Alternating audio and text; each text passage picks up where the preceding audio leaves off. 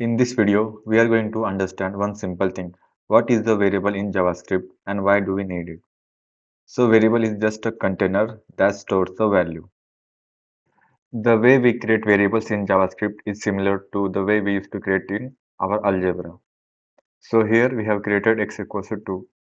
So in JavaScript, we will create it like this.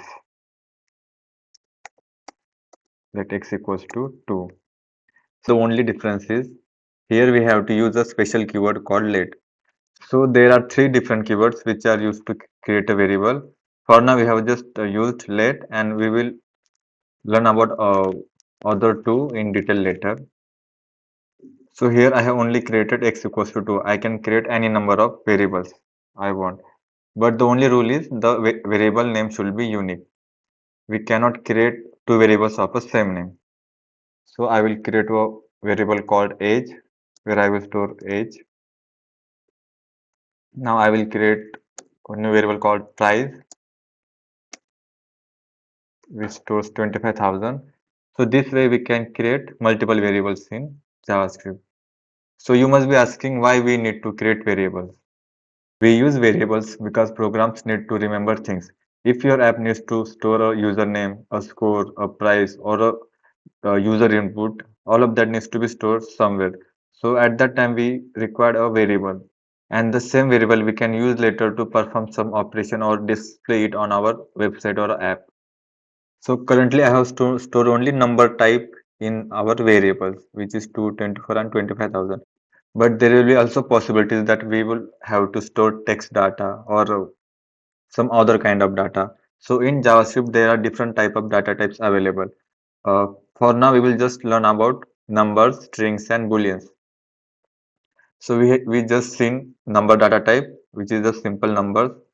Strings in all the programming languages, text is called as strings. Now I will create a variable called name in which I will store my name. So I have created a variable called name in which I will store my name. But here the thing to remember is in all the programming languages, we have to store the string data type in single or double quotes. This one is single quotes and this one is double quotes. So we have to use these quotes when we have to store strings. And booleans are true or false values. Like I have created a variable called is logged in equals to true or let dark mode equals to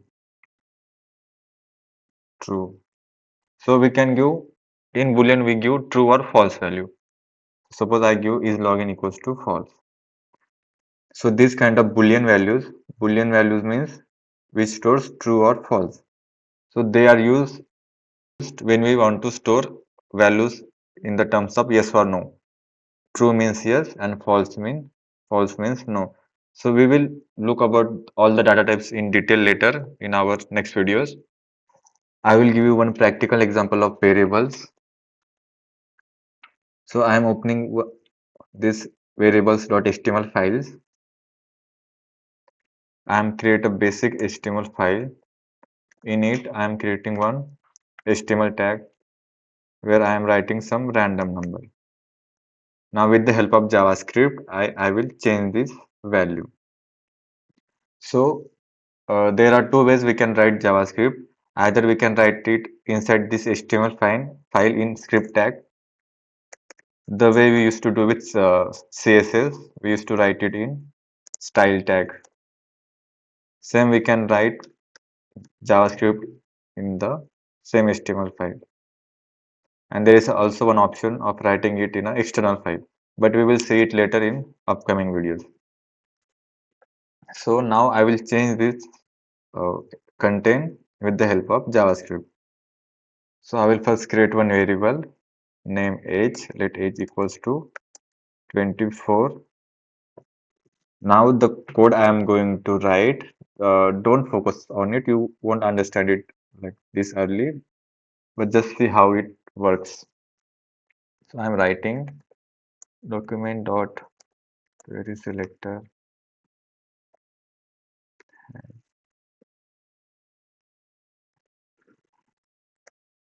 h2 dot text, and here I will give age, which is the variable. So if I open my browser and see what so it shows 24, and if I change it here 24 to 28, it shows the same. I hope you understood what variables are. And if you have any doubts, just comment down. I will answer the doubts.